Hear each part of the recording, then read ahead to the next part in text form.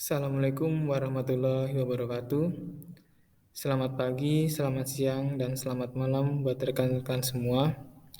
Di sini saya akan menjelaskan materi tentang sistem bahan bakar injeksi dari mata kuliah Pre-Mover. Sebelumnya, di sini saya akan memperkenalkan diri. Nama Taruna Muda Muhammad Bahtiar, NIT 160421101111, Kors TLB 23, Program Studi D4, Teknik Listrik Bandar Udara, dari instansi Politeknik Penerbangan Indonesia, Curug. Sistem bahan bakar injeksi merupakan salah satu sistem yang berfungsi untuk mensuplai campuran, bahan bakar, dan udara yang tepat ke dalam silinder guna terjadinya pembakaran di dalam mesin.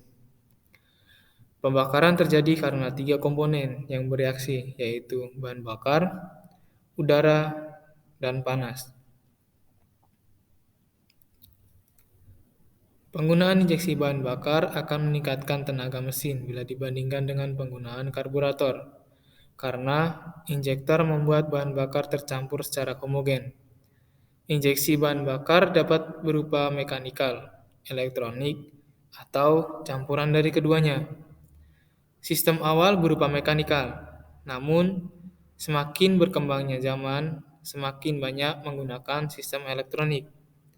Sistem yang modern menggunakan banyak sensor untuk memonitor kondisi mesin dan juga dapat menghitung jumlah bahan bakar yang diperlukan.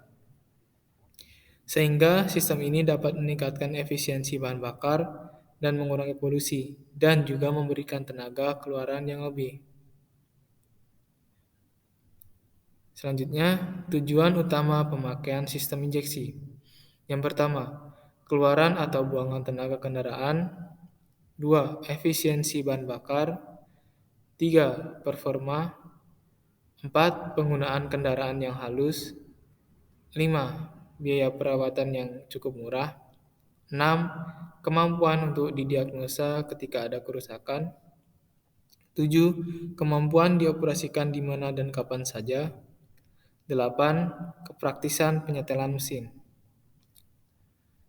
Selanjutnya ada cara kerja sistem bahan bakar injeksi. Pada dasarnya, prinsip kerja sistem injeksi adalah mengontrol aliran bahan bakar secara elektronik, mulai dari tangki hingga masuk ke ruang bakar. Aliran bahan bakar ini diproses dalam bentuk kabut dengan volume, sesuai permintaan mesin sehingga teknologi ini lebih irit dari teknologi pengabut bahan bakar karburator. Otak pengontrolnya adalah ECU atau Engine Control Unit, atau di motor Honda biasanya disebut ECM atau Engine Control Module. Ketika kunci kontak posisi on, pompa bahan bakar atau fuel pump akan bekerja selama 2 detik dan memberi tekanan pada selang bahan bakar. Setelah mesin di start, sensor-sensor seperti throttle position sensor atau TPS, intake air temperature atau IAT, manifold air pressure atau MAP, engine oil temperature atau IOT, dan 02 sensor memberikan input ke ECM. Setelah motor di starter, pompa bahan bakar akan bekerja kembali dan injektor akan menyemprotkan bahan bakar. Semua kerja sistem injeksi akan dikontrol oleh engine control module berdasar input sensor. Skema sistem injeksi. Yang pertama, injeksi titik tunggal.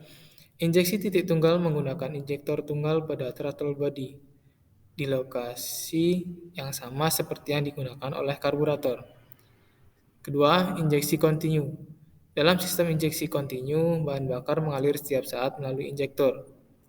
Tetapi pada saat tingkat alir yang variabel, hal ini berbeda dengan kebanyakan sistem injeksi bahan bakar yang lainnya, yang menyediakan bahan bakar pada getaran yang singkat dengan durasi yang beragam, dengan tingkat yang konstan aliran udara setiap getaran. Sistem injeksi kontinu bisa multi-point injection atau single-point injection, tapi tidak langsung. Ketiga, injeksi gerbang pusat. Sistem ini menggunakan pipa-pipa dengan klep kecil dari injektor pusat untuk menyemprotkan bahan bakar di setiap gerbang intake ketimbang ke pusat throttle body. Tekanan bahan bakar ini mirip dengan sistem injeksi titik tunggal.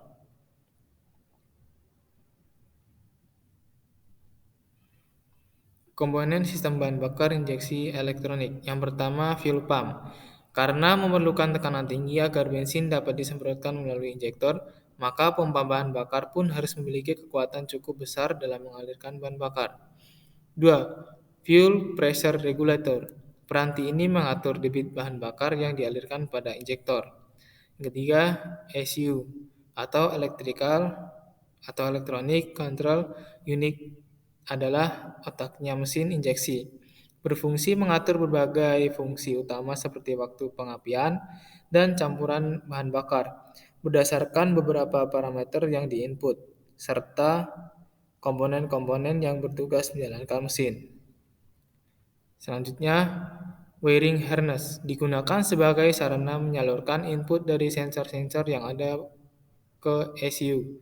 Yang kelima, sensor. Peranti yang membaca kondisi-kondisi tertentu pada suatu bagian di mesin untuk dijadikan input ke ECU. Selanjutnya ada kelebihan dan kekurangan. Kelebihan dari bahan bakar injeksi yaitu emisi gas buang rendah, daya lebih besar, lebih hemat bahan bakar, tidak memerlukan cok atau cuk. Yang terakhir, perawatan yang lebih praktis. Untuk kekurangannya sendiri yaitu akselerasi kurang responsif, kurangnya tenaga ahli, sensitif terhadap benturan atau guncangan, sensitif bahan bakar, dan sensitif kelistrikan. Sekian presentasi yang dapat saya sampaikan. Kurang lebihnya mohon maaf, dan apabila dalam penyampaian materi masih kurang jelas, dari saya pribadi saya meminta maaf. Dan saya cukupkan di sini. Sekian. Wassalamualaikum warahmatullahi wabarakatuh.